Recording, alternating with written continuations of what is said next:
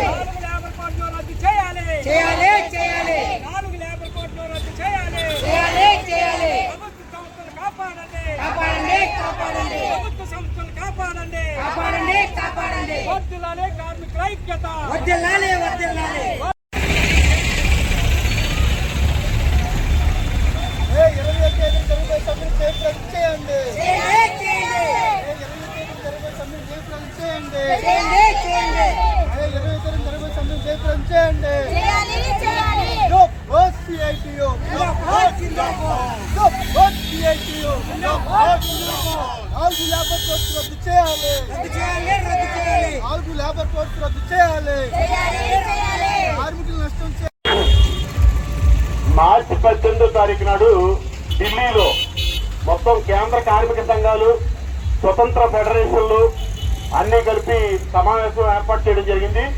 ఈ సమావేశం యొక్క ముఖ్య ఉద్దేశం మే 20న దేశవ్యాప్తంగా ఉన్న కార్మిక వర్గం 40 కోట్ల మందికి పైగా ఉన్నారు.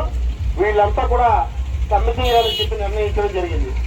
ఈ సమ్మె ఎందుకు చేస్తున్నారు అనే దానికి ప్రధానమైన కారణం ఒకటి, 4 లేబర్ కోడ్లని కేంద్ర ప్రభుత్వం పట్టుకొచ్చింది. కోవిడ్ సమయంలో కార్మిక వర్గం కానీ ఈ దేశంలో ఉత్పత్తికి సంబంధించిన 2 ప్రధానమైన వర్గాలు, ఒకటి రైతాంగం, రెండోది కార్మిక వర్గం.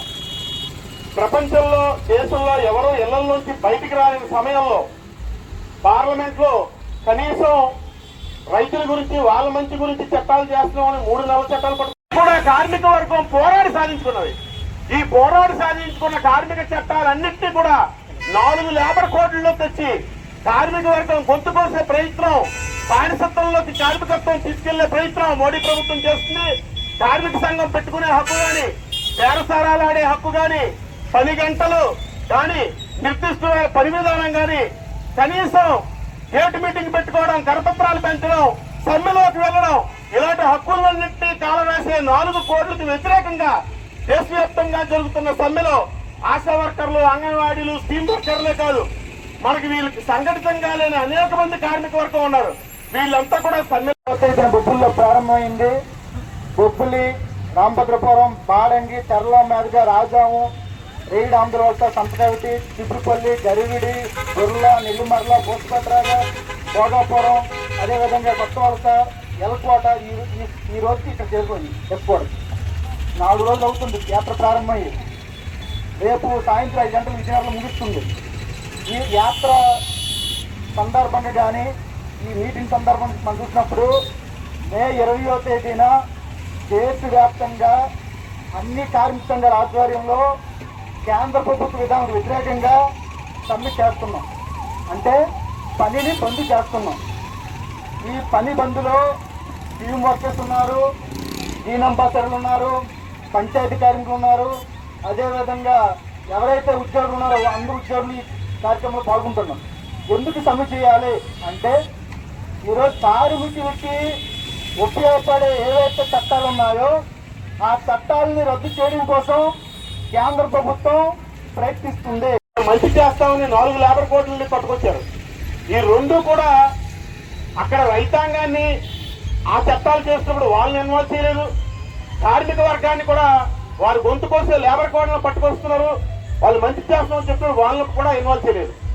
మనం దేశంలో చూసాం, స్వాతంత్రోద్యమం తర్వాత స్వాతంత్రోద్యమం అంత పోరాటం రైతులు ఢిల్లీలో సంవత్సరానికి పైగా చేశారు. 740 మంది రైతులు ప్రాణాలు అర్పించి నల్ల చట్టాలను వెనక్కి తీసుకెళ్లేటట్టు ఒక పెద్ద ప్రజా పోరాటం చేశారు. వాళ్ళు ఏమడిగారంటే, కనీస మద్దతు ధర చట్టం చేయమని చెప్పి మోడీని అడుగుతున్నారు. ఇప్పటికి కూడా అడుగుతున్నారు. నిన్న మొన్న కూడా పంజాబ్ లోని, అదేవిధంగా హర్యానాలోని రైతులు మొత్తం పెద్ద పోరాటం చేస్తుంటే బీజేపీ ప్రభుత్వంతో పాటు ఆప్ ప్రభుత్వం కూడా రైతన్నల్ని హౌస్ అరెస్ట్ చేసి చాలా నానా రకాల ఇబ్బందులు పెడతారు. అంటే పండించిన పంటకి ఎంతైతే ఖర్చు అవుతుందో ఆ ఖర్చుకి 50% వ్యతిరేకంగా తీసుకొచ్చిన 4 లేబర్ కోడ్లు రద్దు చేయాలని ఇలా అనేక అంశాలపైన ఈ రోజు మే 20వ తేదీన దేశవ్యాప్త సార్వత్రిక సమ్మె జరగనుంది. ఆ సమ్మెను జయప్రదం చేయాలని ఈ శాస్త్రాన్ని ఉద్దేశించి మెడికల్ రిప్రజెంట్ యూనియన్ రాష్ట్ర కార్యదర్శి గారు, ఆటో వర్కర్స్ యూనియన్ జిల్లా కార్యదర్శి సుధారాణి గారు సోదరి మల్లారా, నాకన్నా ముందు మాట్లాడిన నాయకులందరూ అన్ని విషయాలు చెప్పారు. సమ్మె ఎందుకు చేయాలి, మనం 20వ తేదీన రోడ్ల మీదకి వచ్చి ఈరోజు మోడీ అనుసరిస్తున్న విధానాలు ఏవైతే ఉన్నాయో కార్మిక కర్షక ప్రజల వ్యతిరేక విధానాల్ని ఈరోజు మోడీ అనుసరిస్తున్నారు. దీనికి వ్యతిరేకంగా 20వ తేదీన దేశవ్యాప్త సమ్మె జరగబోతుంది. అందులో కోట్లాది మంది మొత్తం కార్మికులు, ఉద్యోగులు, ప్రజలు అందరూ పాల్గొంటున్నారు. ఇది అందులో భాగంగానే మన ఎస్పాట్ లో కూడా 20వ తేదీన పెద్ద ఎత్తున ఉదయం 9 గంటలకే ర్యాలీలు, ప్రదర్శనలు, సభలు నిర్వహించి మనం ఆ సమ్మెను జయప్రదం చేయాలి. ఈరోజు ఉపాధి రహిత సమాజాన్ని ఈరోజు మోడీ తీసుకొస్తున్నాడు.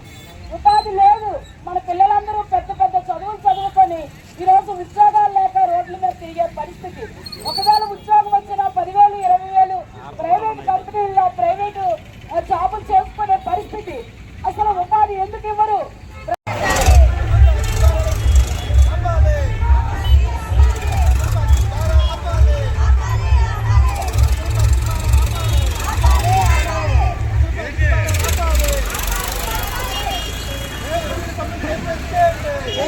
చేయండి.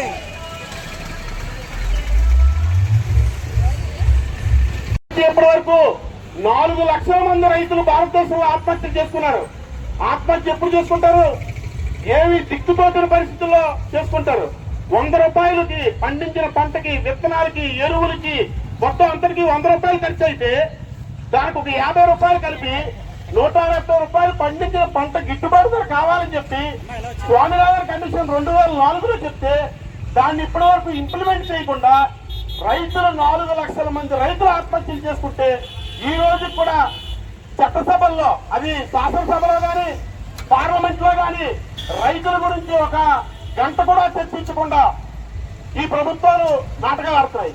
సో రైతులు చేసిన ఉద్యమం ఒకటైతే ఇప్పటి వరకు కార్మికులు ఉన్న చట్టాలన్నీ కూడా ఎవరో యాజమాన్యాలు, ప్రభుత్వాలు దయా దాక్షిణ్యంతో ఇచ్చినా కాదు.